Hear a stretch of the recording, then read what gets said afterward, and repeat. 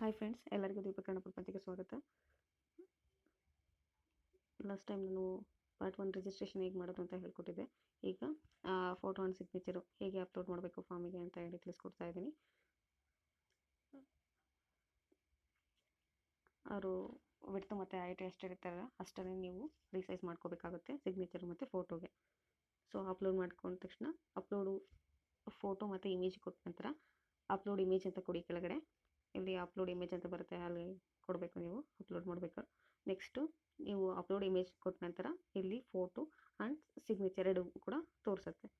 ಒಂದು ವೇಳೆ ತೋರಿಸಿಲ್ಲ ಅಂತ ಅಂದರೆ ಇಲ್ಲಿ ರೆಡ್ ಮಾರ್ಕಲ್ಲಿ ನಿಮಗೇನಾದ್ರೆ ಬರ್ತಾ ಇರುತ್ತೆ. ಸೊ ನೋಡ್ಕೊಳ್ಳಿ ಏನು ಅಂತ.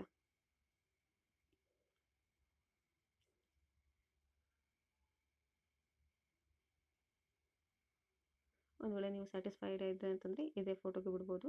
ಒಂದು ವೇಳೆ ಇಲ್ಲ ಅಂತಂದರೆ ರೀಲೋಡ್ ಫೋಟೋಗ್ರಾಫ್ ಅಂತ ಇದೆಯಲ್ಲ ಅಲ್ಲಿ ಬೇಕಾದ್ರೆ ಕೊಡ್ಬೋದು.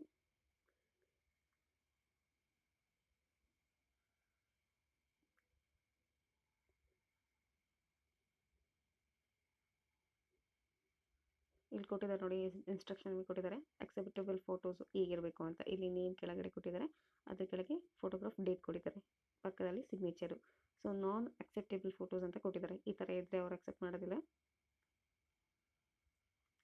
ಸೊ ಈ ಥರನೂ ಇತ್ತು ಅಂತಂದರೆ ನಾನ್ ಅಕ್ಸೆಪ್ಟೇಬಲ್, ಇದು ಈ ಥರನೂ ಇದ್ದರೆ.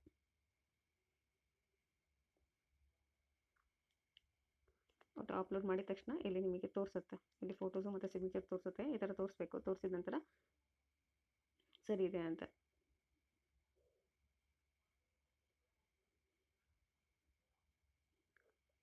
ಎರಡು ಅಪ್ಲೋಡ್ ಮಾಡಿದ ನಂತರ ಇಲ್ಲಿ ಕೆಳಗಡೆ ಕಂಟಿನ್ಯೂ ಅಂತ ಬರುತ್ತೆ. ಈ ಕಂಟಿನ್ಯೂ ಮೇಲೆ ಕ್ಲಿಕ್ ಮಾಡಿ.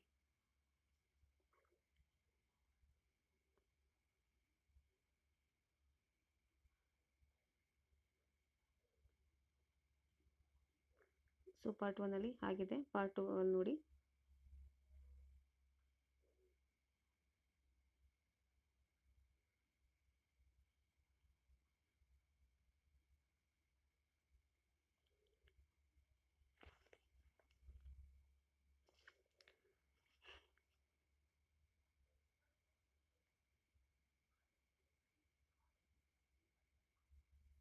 ಓಕೆ, ಅದಕ್ಕಿಂತ ಮುಂಚೆ ಇದೊಂದು ತಿಳಿಸ್ಕೊಡ್ತೀನಿ ನಿಮಗೆ.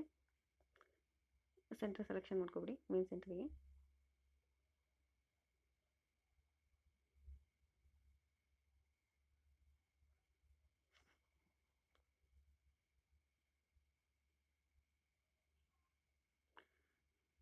ಇಲ್ಲಿ ಮೈಸೂರಿದೆ.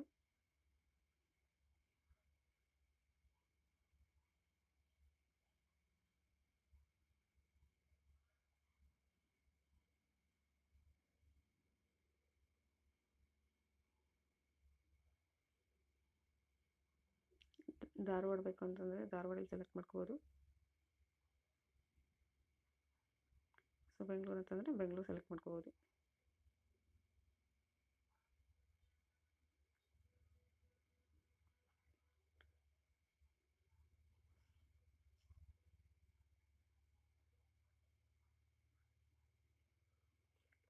ಸೊ ನಾನಿಲ್ಲಿ ಮೈಸೂರು ಸೆಲೆಕ್ಟ್ ಮಾಡ್ಕೊಡ್ತೀನಿ.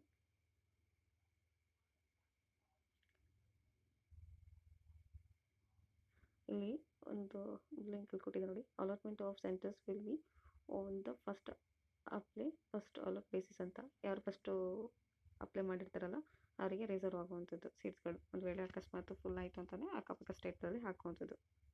ಈ ಡಿಕ್ಲರೇಷನ್ ಕೊಟ್ಟಿದ್ದಾರೆ, ಏನು ಒಂದ್ಸತಿ ಡಿಕ್ಲರೇಷನ್ ಓದ್ಕೊಳ್ಳಿ.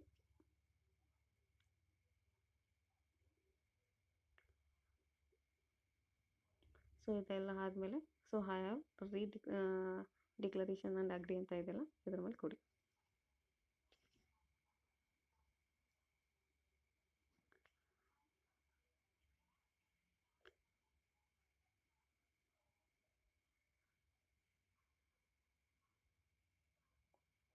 ಸೊ ಆಗಿದೆ, you have successfully submitted your application ಅಂತ ಇದೆ.